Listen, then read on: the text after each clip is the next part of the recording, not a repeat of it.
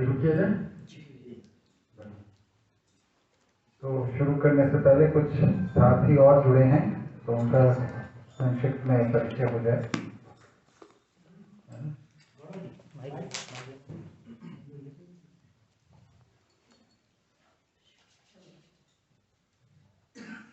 मेरा नाम शेखर त्रिपाठी है और सहजौरा रायबरेली जिले से मैं यहाँ आया हूँ। वहाँ पर एक गौशाला है और फार्म हाउस है जिसमें आवर्तनशील प्राकृतिक खेती का प्रयोग चल रहा है, धीरे धीरे संतुलित हो रहा है।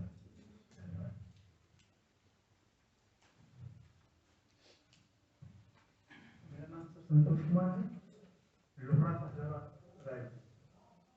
आवर्तनशील खेती सीखने के लिए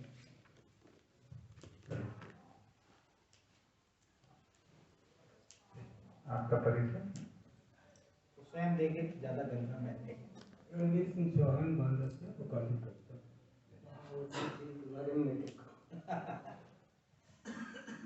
आप तो बहुत पहले से 1995-96 से बाबा जी से जुड़े हैं। अच्छा। और हमारे बार एसोसिएशन में भी अध्यक्ष रहे हैं, इलाहाबाद विश्वविद्यालय में भी अध्यक्ष रहे हैं, वहाँ के हमारे बहुत पुराने सीनियर्स में से हैं। और बांदा जिले में इनकी एक अच्छे बुद्धिजीवी की शादी है और वहाँ एक पूरा शिविर लेने के लिए बाबा जी के घर में गए थे। अच्छा। 1996 सरकार में। अच्छा। तो बहुत सारे वकील थे और इस जिले के बुद्धिजीवी थे। तो श्री रणवीर सिंह सुशील भैया का भी परिचय हो जाए।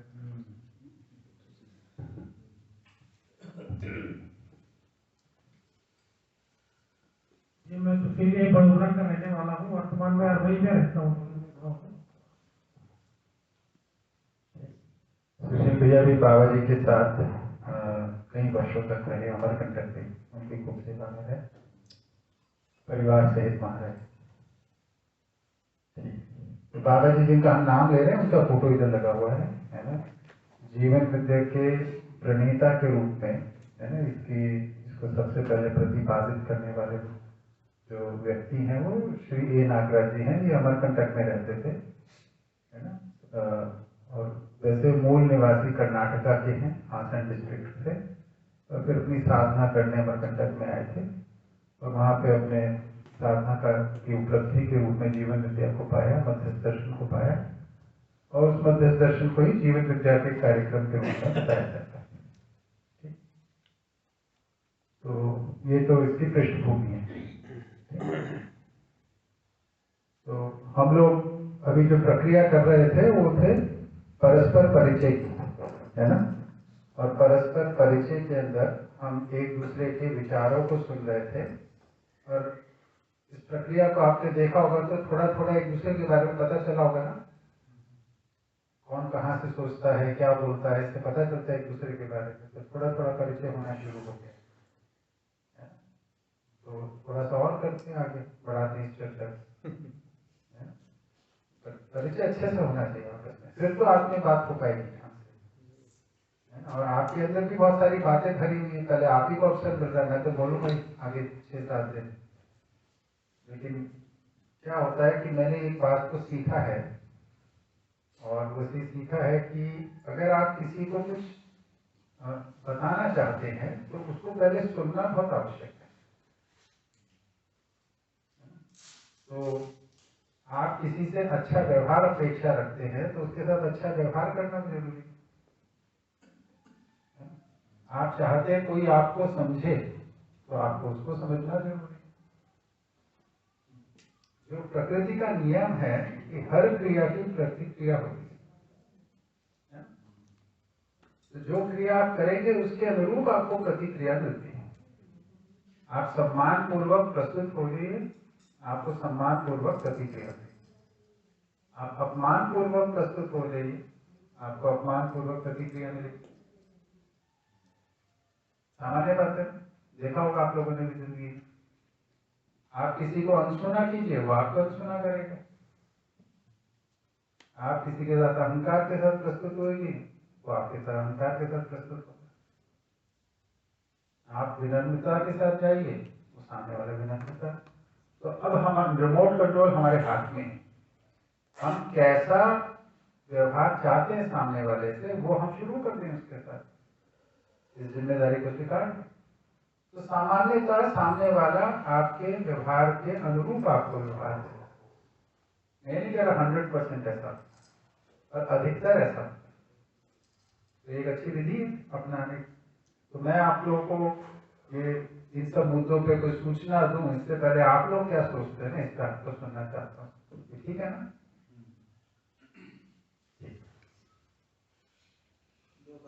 दो साथी और आ गए, इनका भी परिचय हो गया। जी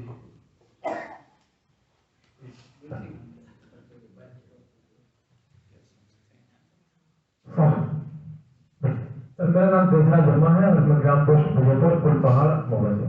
थैंक यू। वीर सिंह राजपूत भरवाड़ा फुलपहाड़।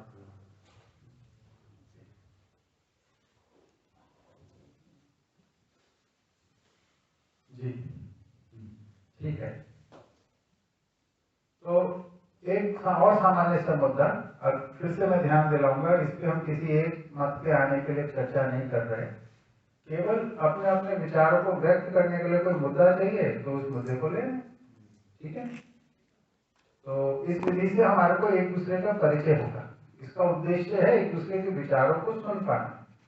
तो जो बोल रहा है वो तो अपने विचारों को व्यक्त करेगा, बाकी लोग सुन पाते हैं कि नहीं सुन पाते, यार अपने में देखिए अपनी प्रक्रिया, क्योंकि सुनने का अभ्यास नहीं है हम लोगों को, हम सुन नहीं पाते दूसरे को, है ना? तो वो अभ्यास का भी एक व्यवहार अभ्यास है, एक प्रकार का, उसको हम यहाँ करेंगे। ठीक है? अब मुद्दा लेते हैं पैसा। पैसे की क्या भूमिका है बताइए, सामान्य सी रोजमर्रा की बात है। भाई पीछे जहाँ माइक है आप ही बताइए, आप ही शुरू। पैसे का महत्व जिंदगी में क्या है, इस पर बताना है मुझको थोड़ा। बैठ के ना सर, पैसा थोड़ा सा माइक ना दूर करिए मुझसे। हाँ सर, पैसा जीवन के लिए जरूरी है, हाँ लेकिन उतना जरूरी है जितने में हमारी जो दैनिक दिनचर्या की जो जरूरतें हैं वो पूरी हो जाए।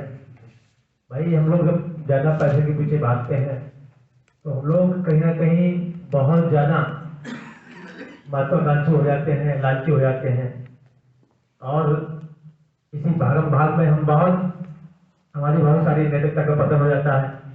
इसलिए पैसा सिर्फ उतना ही हो जितनी ही हमारी जो सीमित मौलिक कार्य है वो पूरे हो जाए। जी Thank you.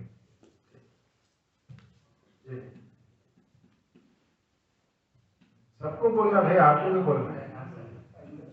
जैसा आपका विचार है, इसमें सही गलत की कोई बात नहीं। पैसे के बारे में यदि आपने जो कुछ भी आपके मन में है उसको रखिए। मेरा मानना यह है कि पैसे से ज़्यादा जरूरी है जो हमारे पास संसाधन है वो पर्याप्त हो तो ज़्यादा अच्छा रहेगा। और पैसा भी जरूरी है, लेकिन पहले जो संसाधन है खेती से संबंधित है वो सब इकट्ठे हो जाए तो बहुत अच्छी चीज़। हमारे सर से पैसा जो है वस्तु के विनिमय का एक माध्यम है, एक प्रतीक होते हैं। एक बात कर रहे हैं कि प्रतीक माध्यम है, पैसे की जरूरत भी है और पैसे की मुक्ति का उपाय भी होना चाहिए।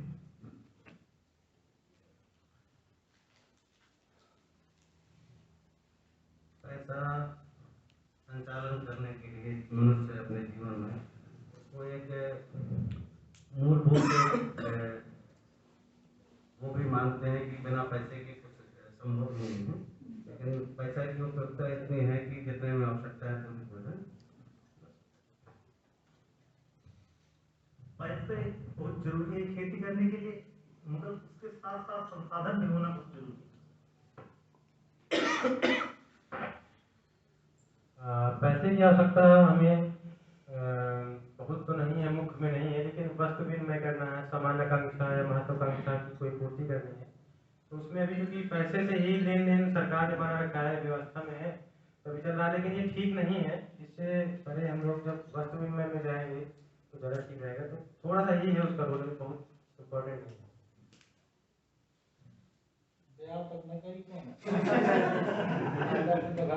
सही बताया।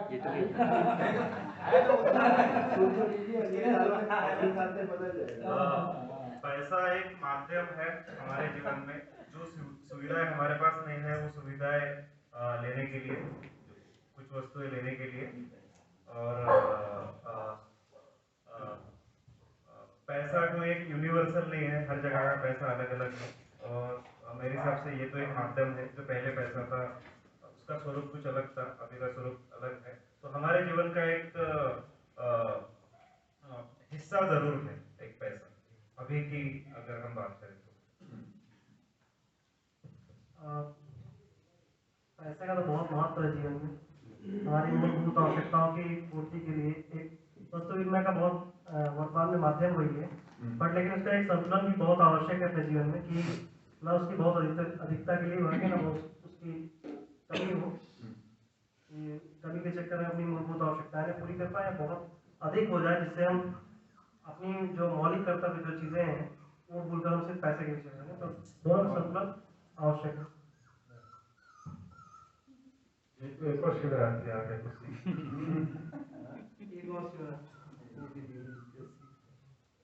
तो बाहर छोड़ दिया जाए, दरवाजा बंद कर दिया जाए।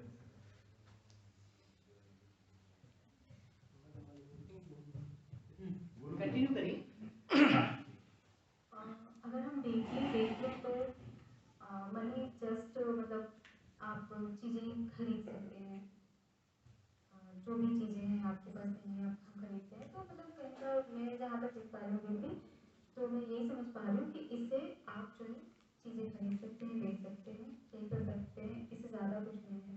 बट फिर भी इससे ज़्यादा भी है जो कि मतलब हमारी ज़रूरतों से ज़्यादा है, वो इससे ज़्यादा नहीं है मेरे ख्याल से। और इलैबोरेट करो। जैसे पहले हमारे पास वो बाटा सिस्टम था, है ना। हमें जिस चीज़ की ज़रूरत होती थी हम वो दूसरे से लेते थे, दूसरे को हम जो चीज़ ज़रूरत होती वो हमसे लेना था। तो अगर हम मनी को सिर्फ ऐसे देखें कि हाँ उससे हम चीज़ें खरीद सकते हैं, तो चीज़ें खरीदने से मतलब है कि जो चीज़ें हमारे पास नहीं है, जिन चीज़ों की ज़रूरत है हमें अक्सर में। बट अभी क्या है कि अभी बहुत सारी चीज़ें हैं, लग्जरी है, जिनकी हमें अपनी लाइफ अच्छे से जीने के लिए जिनकी वाकई में ज़रूरत नहीं है, बट हम वहाँ पे भी मनी को यूज़ कर रहे हैं। तो उस सेंस में कह रही हूँ।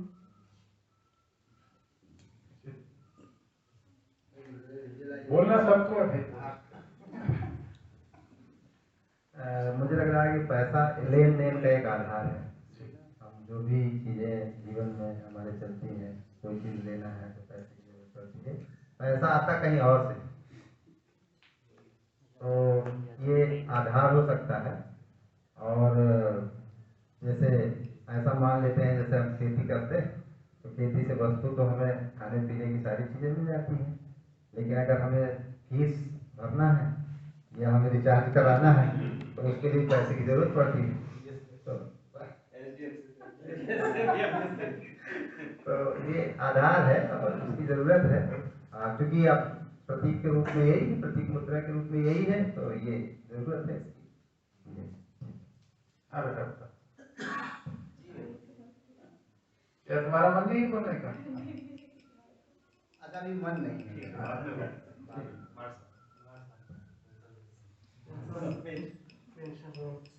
हाँ जी सर, प्रश्न आया पैसा, तो मैं समझता हूँ थोड़ी यह इतिहास के लिए बात करता हूँ कि पैसा सबसे बड़ा भाई, बड़ा ना भैया, सबसे बड़ा रुपया, ये कहावत जो है तो बगैर तो इसके तो नहीं चलता है, लेकिन कुछ तो आधार है और इसके लिए भी थोड़ी आवश्यक है।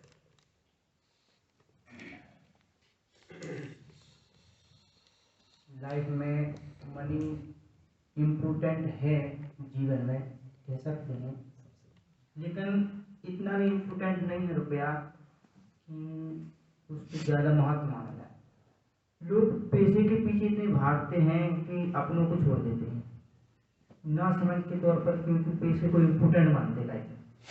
पैसों से फिर से निवेदन करूँगा, लोगों की बात हम बहुत ज्यादा करते हैं। आप ऐसा खुद करते हो क्या?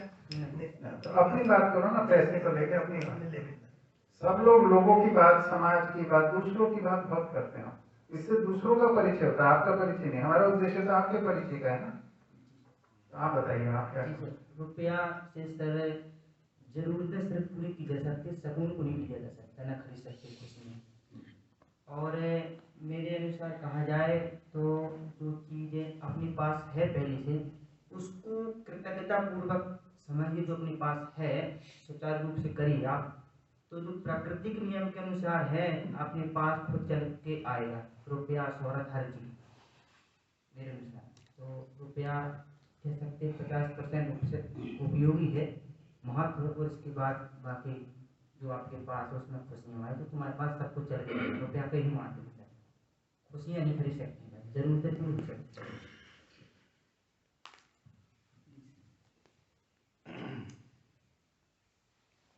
वेलकम है पैसे का, खूब आए, लेकिन जो काम करने हैं, जो सही काम करने हैं वो करे जाएंगे, सही जगह इस्तेमाल किया जाएगा। लीजिए, लीजिए, सही जगह उपयोग करेंगे। धन्यवाद। वर्तमान समय में पैसा एक विनिमय का महत्वपूर्ण साधन है, और अभी मेरे पास में वस्तु विनिमय के लायक उत्पादन करने या उपलब्धि लेने के लिए स्थिति नहीं है, तो मेरे परिवार की आवश्यकताओं की पूर्ति के लिए बाजार से वस्तु खरीदने की आवश्यकता है, तो उसके लिए जितना पैसा जरूरी है उतना पैसा, ये पैसा संग्रह में चला जाता है। यदि वस्तु का संग्रह करेंगे तो कुछ सीमा तक ही कर सकते हैं, उसके बाद में वो वस्तु उस रूप में नहीं रह जाती है। पर पैसा एक ऐसा है कि इसको संग्रह करके रखा जा सकता है, भविष्य में क्रय करने के लिए ये सब जमा करने की स्थिति बनती है। और ये जो असीमित पैसा जमा करने का जो प्रचलन चल रहा है, ये सामान्य रूप से शोषण का सबसे बड़ा हथियार बन गया है। तो ये भी सोचने की ज़रूरत है कि भाई ठीक है, वर्तमान स्थिति में यदि हमको पैसे की ज़रूरत भी है तो सुनिश्चित करना भी जरूरी है कि हम कितने पैसे होने से पर्याप्त हो जाएगा हमारे लिए।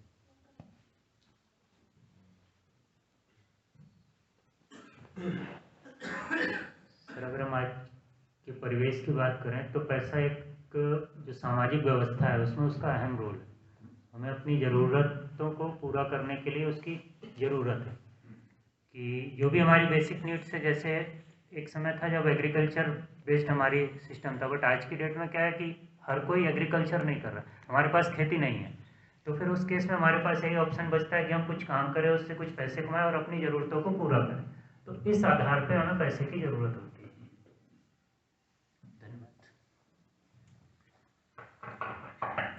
महोदय, मेरे लिए पैसा तो चलो पिछली ज़िंदगी में जैसा मैंने महसूस किया वो तो अलग बात रही। सबसे अभी बात करते करते सुनते मेरे मन में ये विचार आया कि पैसा नमक जैसा,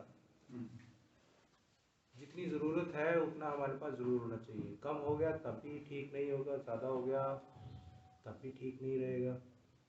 और इसी दौरान बैठे बैठे मेरे को ये ख्याल हो रहा है कि मुद्रा हरि निद्रा, कि जिसके पास मुद्रा नहीं है उसको भी नींद नहीं आती, और जिसके पास ज़्यादा हो जाती है उसको भी निद्रा नहीं आती। तो मेरे लिए पैसे की महत्वता ज़िंदगी में है, पर अधिक और कम की जो है वो उसका परिप्रेक्ष्य अलग है। धन्यवाद।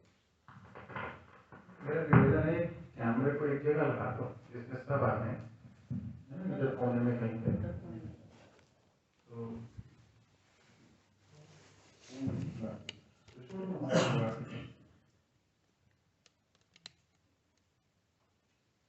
बार बार ध्यान जाता है इसके पैसे को लेकर के मेरा जो मानना है वो ये है कि पैसा जो है वो भौतिक संसाधनों की पूर्ति का एक माध्यम मात्र है। हमने उसको कहीं अधिक प्रमुखता दे रखी है, जिस कारण से कहीं ना कहीं हमारे जीवन की जो कुछ समस्याएं हैं वो भी अनेक रूपों में हमारे सामने आती रहती। अभी मेरे पूर्व भाई ने जैसा बोला था कि जिनके पास पैसे की अधिकता है उनके पास भी कहीं समस्याएं उनके जीवन की कम नहीं। समस्याएं जो है हमारी संतुष्टि को के ऊपर पूरकता रखती हैं, तो हमें कहीं हद तक जो अपनी आवश्यकताओं को देखते हुए पैसे के ऊपर डिपेंड नहीं होना चाहिए, ऐसा मुझे लगता है।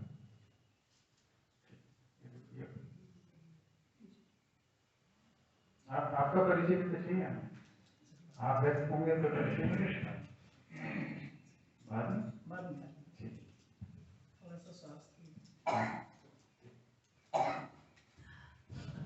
पैसे को लेकर के मेरी जो मैंने समझ पाई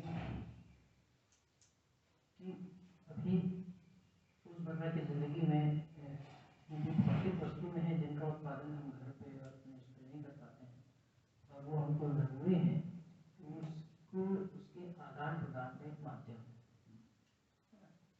दूसरा, इसको मेरी समझ बनी है कि अभी की वर्तमान की जिंदगी में एक आवश्यकता है जो मैं स्वयं निर्धारित करता हूँ, कम है या ज़्यादा है हर व्यक्ति की अलग अलग हो सकती है। तो मेरी आवश्यकता को मैंने पहचान रखा है और कितनी आवश्यकताएं मेरी पैसे से पूरी होती हैं उतने का इंतजाम करने के लिए मैं उसको लेके करता हूँ। तो उसकी उपयोगिता को मैं ऐसे समझ पाया हूँ कि जितनी वस्तुएं मुझे चाहिए है उसके आदान प्रदान का एक माध्यम मात्र है। ये मेरी समझ है।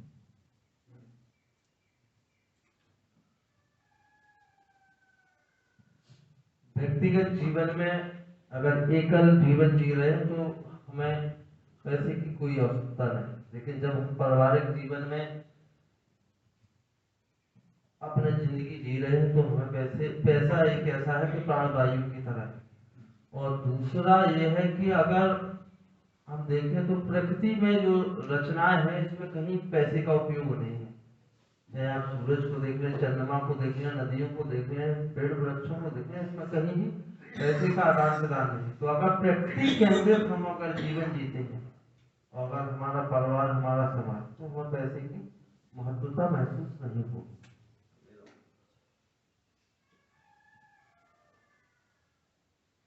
जैसे क्या है, सेंटर में हमने पैसा रख दिया है, अभी कुछ भी एक्टिविटीज करोगे आप मार्केट के अंदर या कुछ भी मतलब आप तो वो कहीं ना कहीं पैसे के इर्द गिर्द ही होती हैं सारी चीज़ें।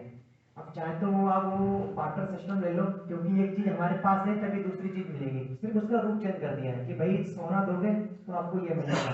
मेरे पास में गेहूँ है, जीतू भैया के पास में धान है तो यहाँ से, या फिर मेरे पास में कोई मूंग की दाल है या अरहर की दाल है, तो बार्टर सिस्टम से भी मतलब सिर्फ वो वस्तु जो थी, जैसे भी पैसा बोलते हैं ऐसे सोना चांदी या फिर अनाज, तो कुछ मुझे नहीं लगता कि अब से 5000 साल पहले और आज में कुछ भी चेंजेस हुए हैं।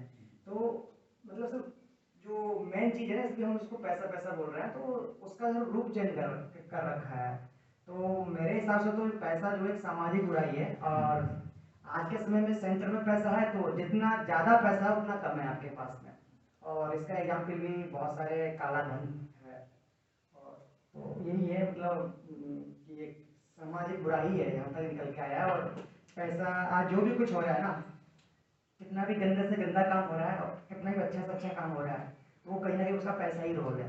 अगर कुछ भी हम देखें एक्टिविटी करें तो चाहे वो अच्छा काम है बुरा हो, वो सिर्फ पैसे के इर्द गिर्द ही हो रहा है। अगर पैसा हमने हटा दिया जाए तो आज बहुत सारे, चाहे आप वो देखो कि जहाँ प्रधानमंत्री बैठता है या फिर राष्ट्रपति बैठता है, उसी के पास में 2-4 किलोमीटर पे जीबी रोड है, वहाँ पर अगर स्त्रियाँ 6 से ज़्यादा फीमेल अपना शरीर बेच रही हैं, तो उसके पीछे कहीं ना कहीं कारण है सिर्फ पैसा। तो अच्छा से अच्छा काम भी सिर्फ पैसे के माध्यम से हो रहा है, बुरा से बुरा काम, और ये सबको पता है। जैसे हरिओम पवार जी ने एक भुखमरी के ऊपर एक कविता लिखी थी, तो उन्होंने बोला कि अगर जो भी समाज में चीजें हो रही हैं, अगर उनमें विधायक है, सांसद है या फिर डीएम एसडीएम वाले को फांसी पर लगा दी जाए, तो ऐसी 2-4 घटना होंगी, उसके बाद में घटना ही नहीं होंगी। लेकिन क्या है, सारे लोग उसमें लिप्त हैं, इसलिए वो सब चीजों पर काम नहीं करते हैं। पैसा जो है जितना ज्यादा हो उतना कम भी है, और एक सामाजिक बुराई भी है, मेरा ऐसा मानना है। यहाँ तक मैंने चीजों को समझा है, देखा है।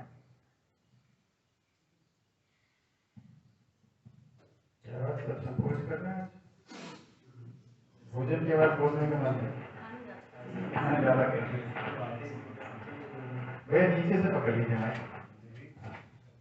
देखिए, पैसा होना भी जरूरी है और नहीं भी जरूरी है। ये दोनों कैसे हो पैसा मतलब क्या है कि लोगों को नीड वैसे नहीं है, लेकिन क्या है कि मजबूरी है। अपनी बात है। अब मजबूरी क्या है कि अभी मान लीजिएगा मैं मोटरसाइकिल चला रहा हूँ और उसमें क्या है कि पेट्रोल खत्म हो गई। अब हमें तो पैसे की नीड नहीं है, लेकिन क्या किया, जो पेट्रोल वहाँ पर डलाएंगे तो उसको तो देना पड़ेगा ना। तो दोनों चीज़ें हैं यहाँ पर, पैसा होना भी जरूरी है और नहीं भी होना जरूरी, लेकिन मुझे ज़्यादातर लगता है कि होना जरूरी है पैसा।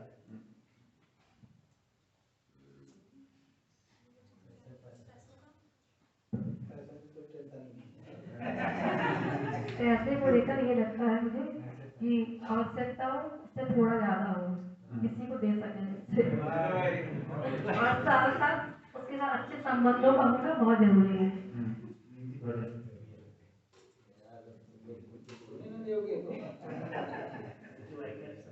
इस विषय पर भैया जितना जितना मुझे जैसे जैसे मूल्यांकन होता गया, समझ बढ़ती गई, वैसे वैसे समाधान भी होता गया। बातें सब हो गई। वही है, एक घटना कल घटी। एक सहयोगी थे, दादाजी थोड़ा एजेड थे, वो गौशाला में इस समय थोड़ी दिक्कत थी तो उनको बुलाया गया था काम करके, कहीं पैर स्लिप कर गया और गिर गया। तो उन्होंने कहा कोई काम नहीं हुआ, पहले डॉक्टर बुलाओ। मैंने डॉक्टर साहब को फोन किया, डॉक्टर संयोग से आ गए और उनकी दवाई का खर्चा आया 200 रुपए। मैंने संजय से कहा यार इनको पैसे दो। संजय ने कहा मट्ठा दे तो चुके हैं और वादा किया है कि दोबारा है तो नहीं ले समाधान, समस्या भी थी और समाधान भी। दवाई दो, आपसे मट्ठा ले लो। मट्ठा लो तो कुछ ले गए थे और कुछ उधार का भी वादा भविष्य के लिए हो गया। तो मूल्यांकन होता जाता है तो समाधान भी।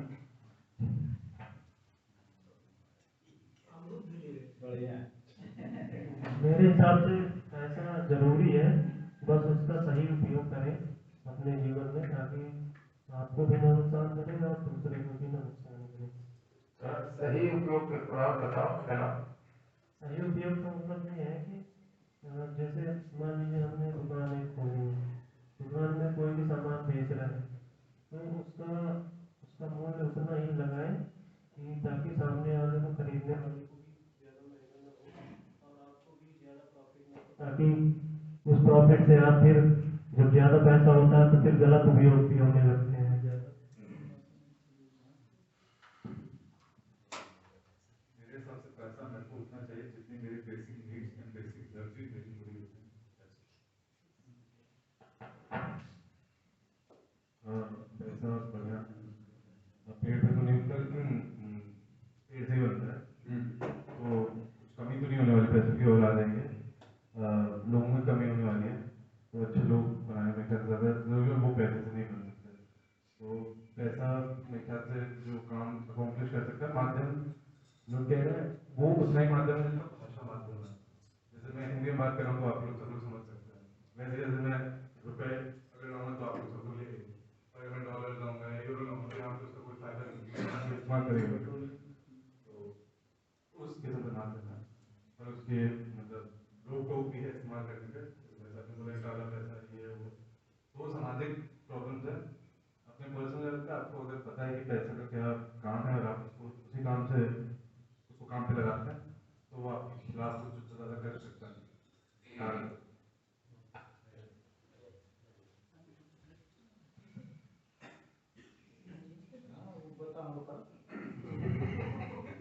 पैसा समाज के मूल्यों का मापदंड और श्रम का संचय। हाँ जी, सब बात सुनकर किसी का और मन है जोड़ने का इस मुद्दे पे और बोलने का मन है? किसी को लगाव सुन के या फिर से पुनर्विचार हो कि नहीं मैं ये बोलना चाहता हूँ। दूसरा ये इधर भेज सकते हैं। दूसरा ये है कि मतलब जो पैसा है उसकी अपने आप में कोई वैल्यू नहीं है। जैसे क्या कि मैं इस बगिया के अंदर घूम रहा हूँ और मेरे पास में बहुत सारा पैसा है और तो उस पैसे को मैं खा नहीं सकता। अगर 4 घंटे बाद 10 घंटे बाद मेरे को भूख लगेगी तो अभी मैं जो भी बंदा है यहाँ पर वो बोलेगा भाई ये सेब है, अमरूद है, ये है, अनानास है। तो पैसे अपने आप में कोई वैल्यू नहीं है जब तक हम कोई दूसरी चीज़ हम वहाँ से खरीद करके हम अपने जीवन में उपयोगी ना कर सकें। तो ये भी है कि जैसे हमने अभी कहा कि पैसे की क्या महत्ता है हमारे जीवन में, तो देखा जाए तो मतलब लेकिन वही बात ये आती है कि अभी सेंटर में हमने पैसा रख दिया है तो बिना इसके हम कोई भी चीज़ रजिस्टर नहीं कर सकते।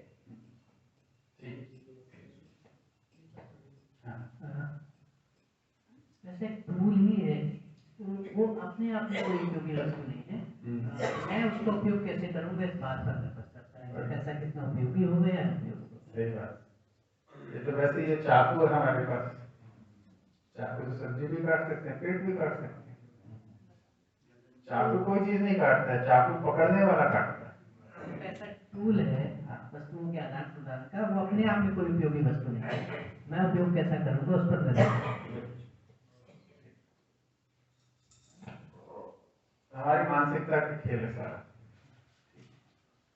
ठीक है, पैसे से जुड़ा पैसा आता कैसे है? सामान्यतः आप हम जैसे लोग तो व्यवसाय करके है ना, या तो नौकरी या कोई काम धंधा या कोई व्यापार इस तरीके से कमाते हैं, तो इन सबको बोलते हैं व्यवसाय। व्यवसाय का जिंदगी में क्या महत्व है, इस पर कुछ बताएं। कहाँ से शुरू करते हैं भैया? आपसे शुरू करते हैं सर। हाँ तो परिचय हो जाए।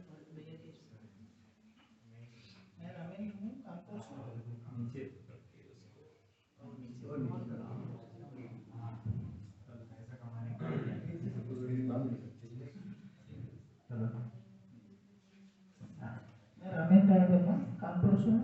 ज्वेलरी का व्यवसाय करता था, अभी फिलहाल कुछ नहीं कर रहा हूँ और पहली बार यहाँ से व्यवसाय के ऊपर कुछ बताएं। व्यवसाय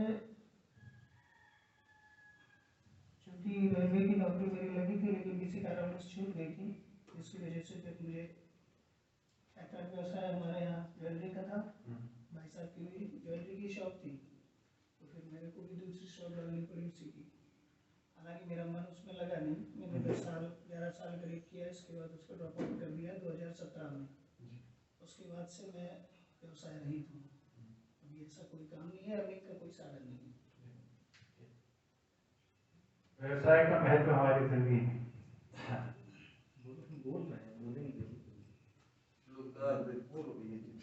आप बोलिए, उसके बाद क्या हो गया सर? माइक पास करने लगे क्या? अरे हम बोलेंगे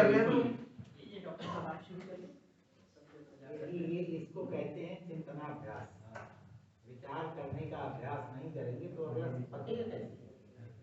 हमको किसी मुद्दे पे कोई बात स्पष्ट है कि नहीं है तब पता चलता है जब हम व्यक्त होने जाते हैं। हम ठीक से किसी बात को रख पाते तो हमें पता चलता है इसका हमें स्पष्टता है, नहीं तो हमें पता ही नहीं चलता हमें स्पष्टता है कि नहीं।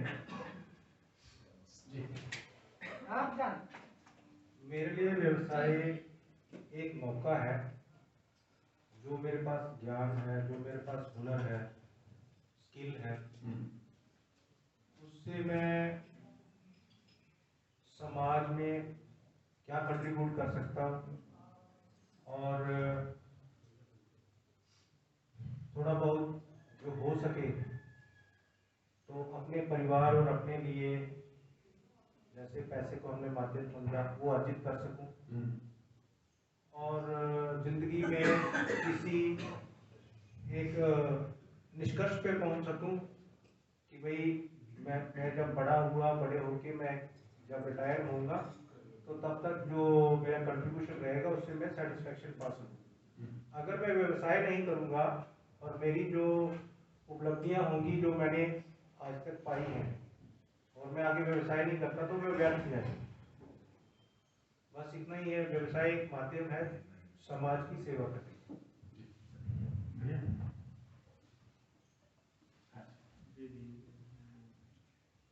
एंजॉय करते हैं, खूब मज़ा आता है, व्यापार करते हैं और आनंद लेते हैं, सामने वाले को खुश रखते हैं, उसके लिए पूरी करते हैं और मतलब के पैसे थोड़ा कम ज़्यादा चलता रहता है, थोड़ा मोल तोल चलता है, कम ज़्यादा फिर तौल से फिर नापते हैं, कभी वो नहीं मानता है फिर मना लेते हैं, चलता रहता है, मज़ा आता है। हाँ थोड़ा सा अप डाउन आता है लेकिन ठीक है, हैप्पी। Thank you. व्यवसाय का महत्व क्या है? व्यवसाय का महत्व लाइफ के लिए तो बहुत है। आप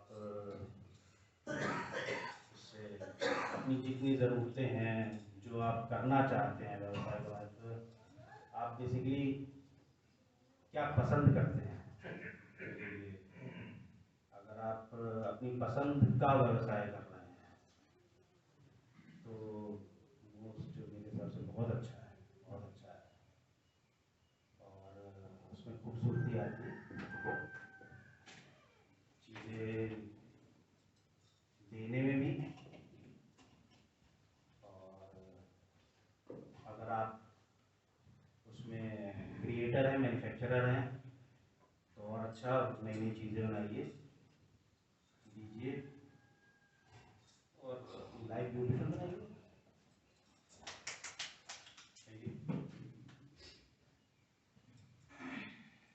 व्यवसाय को मैं दो तरह से देख पाता हूँ। पहला तरीका है उत्पादन के साथ ही विनिमय की व्यवस्था। दूसरा व्यवसाय है शुद्ध विनिमय का। उत्पादन कोई करता है, उससे हम विनिमय के थ्रू लेते हैं, मुद्रा विनिमय देते हैं और फिर मुद्रा से विक्रय भी कर देते हैं। जो लाभ बच जाता है वो मैं मूलतः कृषि या नौकरी से जुड़ा हुआ हूँ, तो एक सेवा से भी रुपये आते हैं और उससे मैं वस्तुएं खरीद के अपने परिवार का भरण पोषण करता हूँ। कृषि से भी मैं अपने परिवार का भरण पोषण करता हूँ। और इस प्रक्रिया में बहुत सी समस्याएं दिख रही हैं। इन समस्याओं के समाधान के लिए यह समस्याएं जब आती है तो उससे जो पीड़ा होती है उससे कभी कभी मैं मुद्रा को गलत मान लेता हूँ। कभी सोचता हूँ कि मैं कृषि कर रहा हूँ, ये भी फायदे का धंधा नहीं। कभी ये नौकरी कर रहा हूँ, जो पैसा मिल रहा है उससे ज़्यादा तो मुझे सुनना पड़ता है। ये स्थितियाँ भी आई हैं, ये सब मेरे साथ में आ गया। तो व्यवसाय जीने के लिए तो करना पड़ेगा, जिंदा रहने के लिए करना पड़ेगा। जीने के लिए तो एक अलग प्लेटफॉर्म की जरूरत है। जिंदा रहने के लिए, स्वस्थ जिंदा रहने के लिए व्यवसाय तो अभी जरूरी है, परंतु व्यवसाय के लिए अपना जीना मुश्किल कर रहा है, यह भी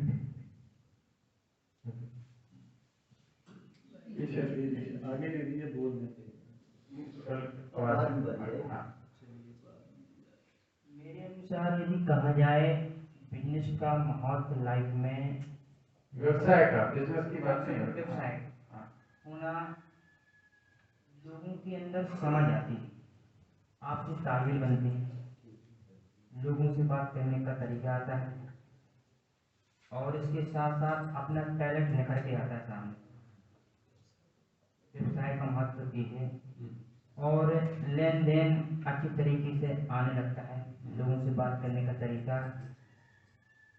और लाइफ को समझ जाते हैं सब एक दूसरे के बीच में बात करके, और नए कस्टमर जुड़ते हैं, करंट बनता जाता है लाइफ का महत्व ही है।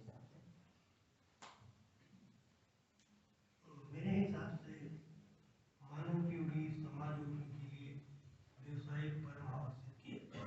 बगैर इसके सुधार के लिए कुछ नहीं किया जा सकता।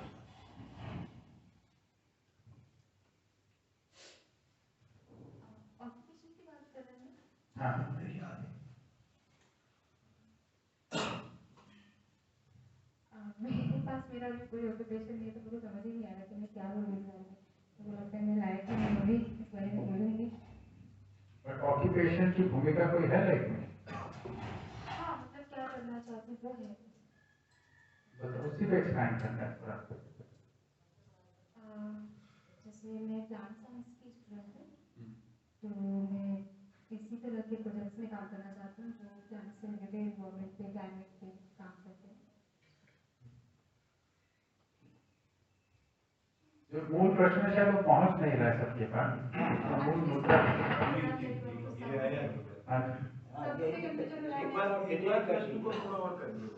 जो आपने व्यवसाय कहा है, क्या वो नौकरी है, व्यवसाय है? ऑक्यूपेशन बोला ना उन्होंने, मैं तो हाँ बोला उसको ऑक्यूपेशन। मैंने पहले बोला था, जब व्यवसाय को फिर से दोहरा देता हूँ। नौकरी करना, व्यापार करना, काम धंधा करना, कोई रोजगार करना, कृषि करना, लोहारी करना, कुम्हारी करना, टेलरिंग करना, सब व्यवसाय है। कोई भी काम हम करते हैं अपने लिए करें, किसी और के साथ जुड़ के करें, किसी के नीचे करें, किसी के ऊपर करें, सब व्यवसाय है।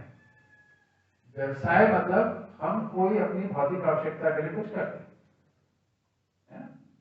तो इसका महत्व क्या है हमारी जिंदगी में? इसमें मतलब जो पद प्रतिष्ठा है तो वो भी इसमें ऐड होने क्या? नहीं, इसमें तो हम आवश्यकता की पूर्ति की बात करें ना। हमने देखो बात की थी हमारी आवश्यकताएं क्या है। जैसे कोई पॉलिटिक्स में है, प्रधानमंत्री है या मुख्यमंत्री है, तो वो तो उसको एक ऑक्यूपेशन है, वो उसको ऑक्यूपेशन मानते हैं, पर उससे भौतिक आवश्यकता पूरी नहीं है। आपका मतलब है कि हमारा जो भी ऑक्यूपेशन है वो हमारी लाइफ में किस तरह से कंट्रीब्यूट कर रहा है। जी,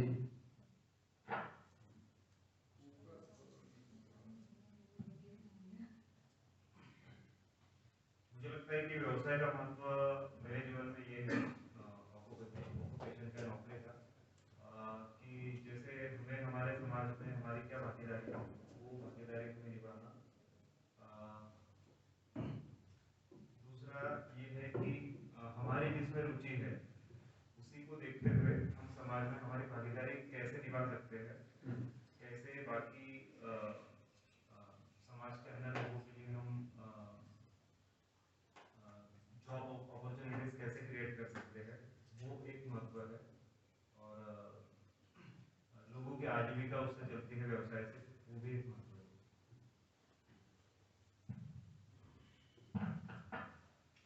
व्यवसाय के कई सारे महत्व हैं। जैसे एक तो धनार्जन है, जो डेली लाइफ में हमें आवश्यक है, चाहे हम किसी तरीके का व्यापार कर रहे हैं, नौकरी कर रहे हैं, खेती किसानी कुछ भी कर रहे हैं, तो वस्तु या सेवाओं को या तो हम दे रहे हैं और उनसे कुछ ना कुछ लाभ अर्जित कर रहे हैं। उन वस्तुओं और स्किल्स को देने के साथ साथ हम कुछ ना कुछ समाज में भी कॉन्ट्रीब्यूशन कर रहे हैं, जो उस तरह की आवश्यकता है। तो इस सिलसिले में मेरे लिए आवश्यकता और वस्तुओं और सेवाओं की लेन देन के परिप्रेक्ष्य में। जैसे अभी बात हो रही है व्यवसाय की, तो अभी नाना जी बता रहे थे कि पैसा नहीं होगा तो विवाह में रुक जाएगा। तो इस खतरे को मैंने पहले ही भाप लिया था। 2019 से मैंने इसलिए नौकरी ज्वाइन की हुई है, लेकिन व्यवसाय में मैंने ऐसा व्यवसाय चुना जिससे किसी का शोषण ना हो, या कम से कम शोषण में हम कैसे अपनी आजीविका चला ले जाए। इसके लिए हमने ये आवर्तनशील खेती को ही यहाँ के 10-20-30 गाँव में जहाँ तक पहुँचा पा रहे हैं तो पहुँचा भी रहे हैं, और अपने लिए भी हम स्वयं का मूल्यांकन कि हम कहाँ तक पहुँच पाए हैं, कितना सीख रहे हैं, दादाजी के साथ रह कर रहे हैं। धन्यवाद। शादी भी करवाई देंगे। ये आशीर्वाद है, यहाँ रहने वालों को हो जाता है, देखिए जीतू को हो ही ना गया। सही बात।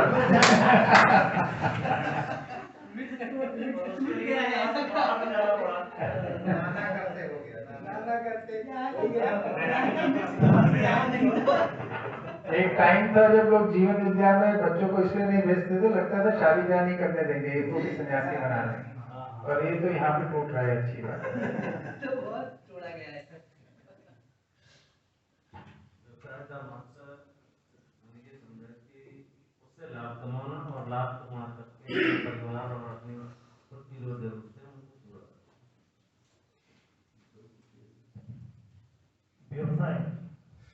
व्यवसाय करना अच्छी बात है, मगर उसको अच्छे तरीके से व्यवसाय किया जाए, सामने वाले को भी लाभ मिल जाए और हमको भी लाभ मिल जाए। व्यवसाय में मूल बात यह है कि क्यों करना है, किसके लिए करना है। तो व्यवसाय अकेले का नहीं होता है, व्यवसाय किसी परिवार में हो या किसी साथी के साथ होगा, तो अपने संबंधों को निर्वाह करने के लिए व्यवसाय जरूरी है, क्योंकि संबंधों में लेन देन होगा। तो व्यवसाय व्यवहार के लिए ये आवश्यक भी है, तो इसके बिना व्यवहार होता नहीं, इसलिए ये बहुत जरूरी है व्यवसाय। तो व्यवसाय में बहुत सारी चीजें हैं, उसमें आगे चर्चा करेंगे। हमारी समझ से व्यवसाय परिवार व्यवस्था में आवश्यक है, परिवार को सही से चलाने के लिए, समृद्धि के लिए और समाज गति में भागीदारी के लिए व्यवसाय बहुत पाए। पीछे भी आते हैं परिचय भी तो। सर मैं अरविंद शुक्ला यहाँ विश्वविद्यालय से पीएचडी का स्टूडेंट मृदा विज्ञान विभाग में। सर व्यवसाय की बात में तो चाहे जो चीज, चाहे नौकरी हो या व्यवसाय हो, सब कुछ हम पे खुशी और समृद्धि के लिए करते हैं। तो जैसा कि हमने यहाँ पे सीखा कि जिस तरीके की खेती यहाँ पे हो रही है उससे हम किसी को कुछ दे भी सकते हैं, उसके साथ साथ अपने जीवन में खुश भी रह सकते हैं। और व्यवसाय में या कुछ भी ऐसा बहुत जगह ऐसा होता है, नौकरी है, हम अपनी जीवन नहीं जी पाते हैं, हम पैसा बहुत कमा लेते हैं लेकिन जीवन नहीं जी पाते। एक ऐसी और एक खेती ऐसी चीज़ है जिसमें अपना जीवन भी जी लेंगे और उसके बाद हमारे पास जितनी बेसिक रिक्वायरमेंट की चीज़ें हैं खाने पीने के लिए वो सब भी हमको आसानी से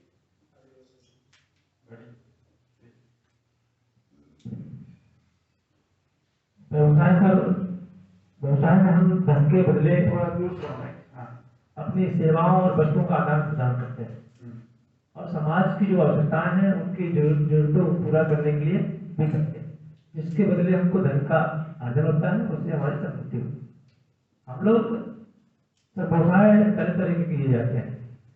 व्यवसाय में जब हम बड़े लेवल पे व्यवसाय करते हैं तो बहुत सारे लोगों को रोजगार भी दे देते हैं, तो उससे हमारी टीम वर्क बन जाती है और जो हमारी टीम वर्क बनती है वो आगे के लक्ष्य को भी पूरा करने में हमको मदद करती है।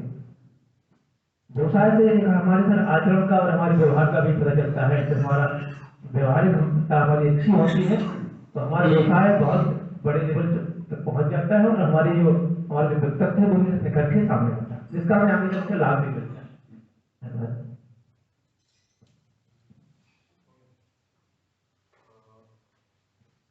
व्यवसाय मतलब ऑक्यूपेशन जो है वो आशीष भाई ने एकदम सही कहा कि ऐसा होना चाहिए, किसी का शोषण नहीं होना चाहिए, किसी का एक्सप्लॉयटेशन नहीं होना चाहिए।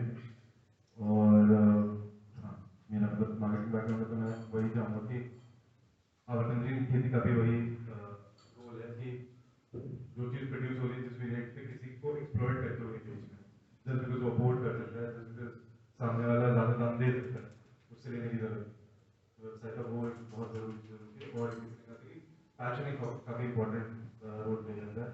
जिससे आप अपने काम से प्रेम करेंगे तब वो दर्द कम देगा, वो तब आसान होगा, तो वो भी एक जरूरी चीज़।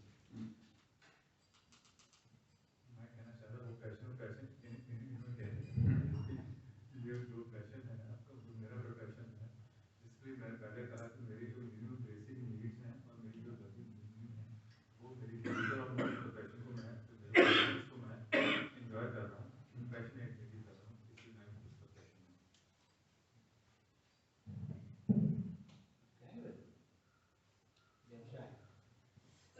मानव जीवन में व्यवसाय की भूमिका।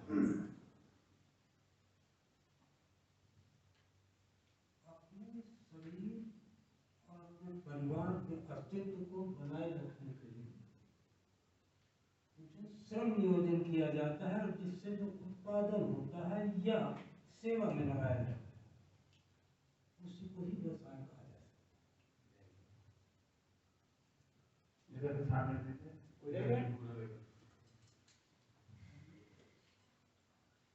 व्यवसाय के विषय में अभी मुझे ज़्यादा जानकारी नहीं है, इसलिए मैं ज़्यादा नहीं।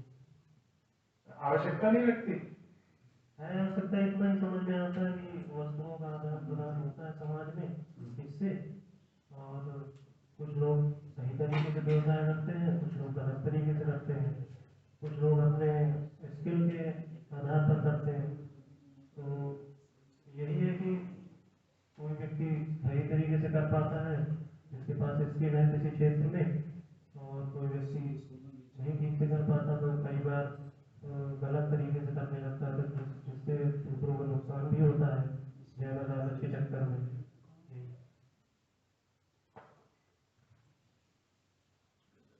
मूलभूत आवश्यकताओं की पूर्ति के लिए सही तरीके से जो धनार्जन किया जाए वो व्यवसाय जरूरी है कि नहीं है, जरूरी बताना है। अपने और अपने परिवार की आवश्यकताओं की पूर्ति के व्यवसाय बहुत महत्वपूर्ण है, और साथी और सहयोगी के साथ अगर मन माफिक कार्य हो तो उससे आत्मसंतुष्टि भी मिलती है और कुछ रचनात्मक करने का जो एक भाव है वो भी अभिव्यक्ति होता है। तो अगर व्यवसाय नहीं होगा तो रचनात्मकता की अभिव्यक्ति भी नहीं हो पाएगी, इसलिए भी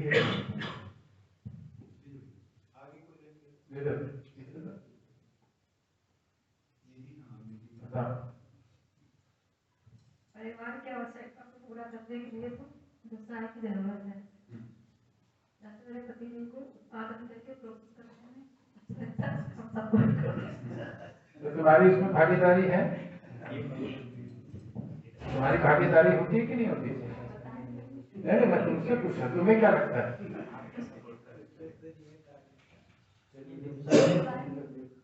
जीवन में बहुत ज़्यादा मतलब देखिए सही है व्यवसाय करना, और जीवन के लिए जीवन यात्रा चलाने के लिए बहुत ज़रूरी है व्यवसाय। चाहे आप अनाज करके मतलब करके खेती करके या मतलब उसको सेल करके अपने जीवन यात्रा चला सकते हो, या मतलब क्या है कि बहुत सारी चीज़ें हैं जो कि उससे कर सकते हैं।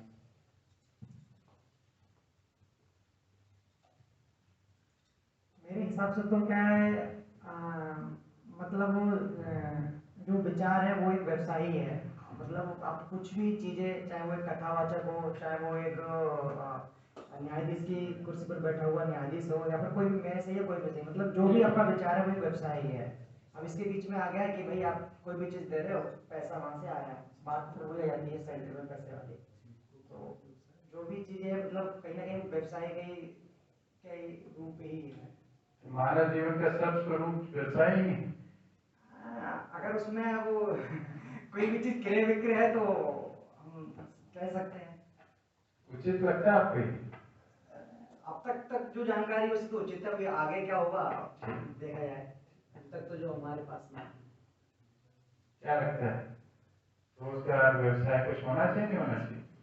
व्यवसाय होना जरूरी है, और उससे हमारी जरूरतें भी पूरी होती हैं और आने वाली पीढ़ी की जरूरत पूरी होती है, और ये संसार में लोगों की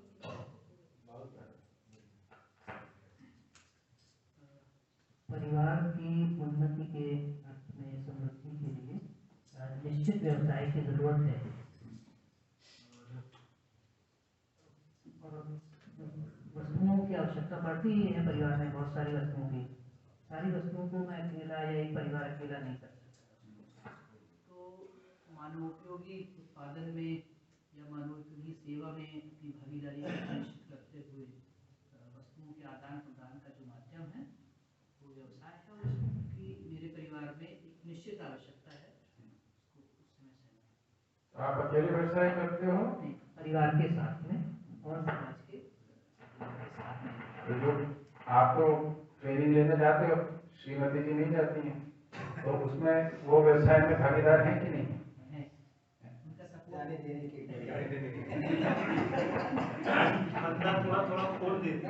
नहीं, ये समझने का मुद्दा है, क्योंकि आज समाज में यहाँ पे फसावट है। ये सोचते हैं कि जो घर से बाहर जाता है वही व्यवसाय कर रहा है, लेकिन उसका पूरा क्रियाकलाप इसलिए संचालित हो रहा है क्योंकि उसको घर से, परिवार से सहयोग मिल रहा है, तो उनकी भागीदारी है उस व्यवसाय में। इस बात को समझने पहचानने की जरूरत है। हाँ, मैंने बात शुरू की तो परिवार की उन्नति के लिए बात की। तो कोई भी व्यक्ति परिवार में अकेला, चाहे खेती करता हो या कोई और काम करता हो, तो वो अकेला नहीं है, क्योंकि परिवार की उन्नति में तो घर में खाना भी बनना है, घर के काम भी होने हैं, बहुत सारे आयामों से हम सब जुड़े हुए हैं।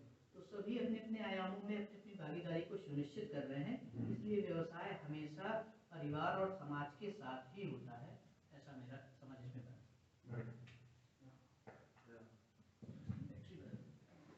थोड़ा नीचे से पकड़ेंगे तो चलेगा मेरे ख्याल से। हाँ, हम प्रकृति में देखते हैं तो जैसा अभी जितेन जी बता रहे थे कि आपने कहा कि अकेले करते हैं, तो उन्होंने कहा कि हमारे लाइफ पार्टनर भी सहयोगी है कहीं ना कहीं उसमें, क्योंकि अगर वो खाना बना के समय पे नहीं देंगे तो जिस समय पे अपना जॉब पे नहीं जा पाएंगे। लेकिन इसके साथ में एक माता पिता भी सहयोगी बोलना चाह रहे हैं। मैं एक पहलू को जोड़ना चाहता हूँ, इसमें हमारा प्रकृति भी सहयोगी है, क्योंकि कहीं ना कहीं हम ऑक्सीजन ले रहे हैं, कार्बन डाइऑक्साइड दे रहे हैं।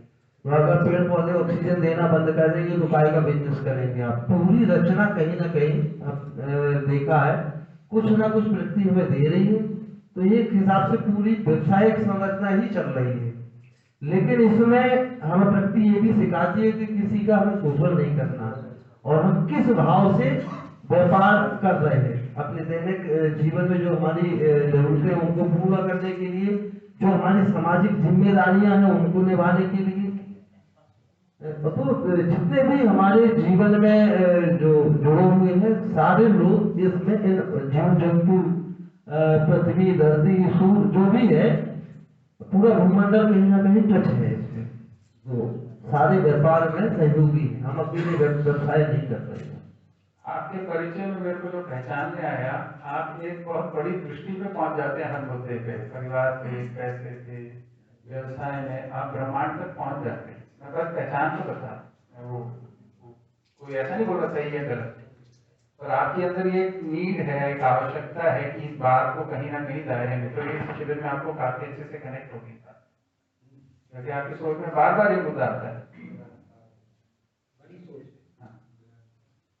व्यवसाय जो है वो परिवार और समाज के सहयोग से होना चाहिए, और खुद स्वयं और परिवार के साथ में यदि हम समाज में रह रहे तो हमें समाज का भी, कि जैसे लोग बोलते हैं ना कि मैं स्वयं भूखा न रहूं, मेरे दरवाजे पे जो है वो व्यक्ति भी भूखा न रहे, उस परिकल्पना को भी लेते हुए अगर मैं स्वयं और परिवार के लिए काम कर रहा हूँ, साथ में समाज को के लिए भी व्यवसाय होना चाहिए, ऐसा मेरा मानना है। हाँ जी, किसी और का मन हो कि बोलने का, जोड़ने का? इसमें दीदी आई थी, दीदी का परिचय भी नहीं हुआ और उनसे भी सुने।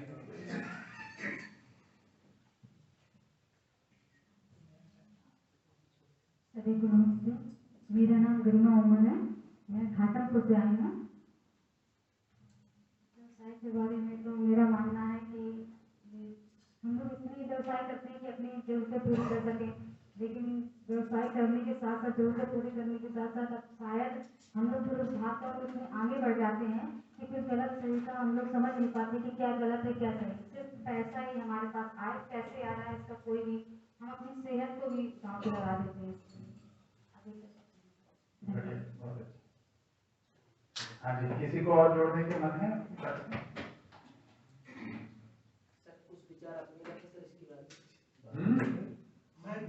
दीजिए को माइक बोलना चाह रहे हैं, क्या बोल रहे हैं?